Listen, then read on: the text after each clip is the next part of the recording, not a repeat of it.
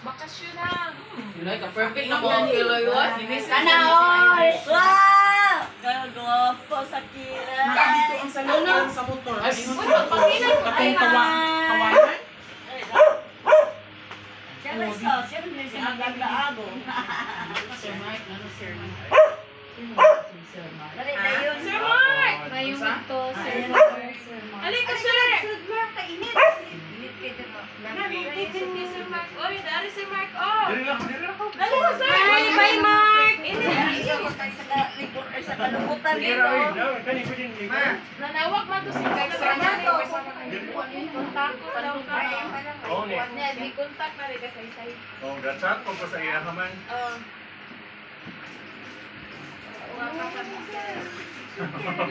Kumusta man ang buhol? Ay, ayan, ako nung dumating. Nung bago kami pumunta, nakabuhol. Nung umalis kami, kalag na. Dahil nagulo na namin. Nagulo na yung buhol. Hello. Nabuhol-buhol na.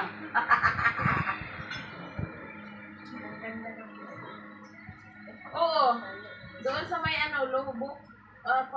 Lubok floating cottage. Oh, ito na katong markaon. Oo.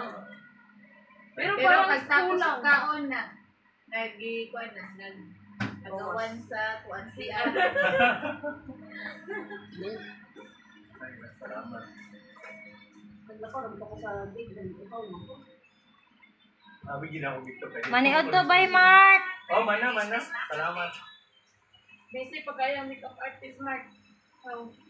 Oh, siya din na. Silin. Na. Sa Mark, bakit sa iyo? Ay, nabantay ko. Bakit ako man? Ikaw ako man. Ay, ang ganda na ni ano. Ano? Yan ang nagkilay. Tapos mamaya magpa-picture kayo, puro yung kilay lang ang ano, yung ganito lang, walang bibe, walang ilong, and then, On call ka lang pag may nagpapamakeup pa. Mas maigi nga yun. Pag may ribbon Ay, sa'yo, dyan. ipapuhan kilay. Mas maigi nga yun para sa sarili mo yung ano. Ano ba sige? May pong bayaring. Uy, ang ganda mo na.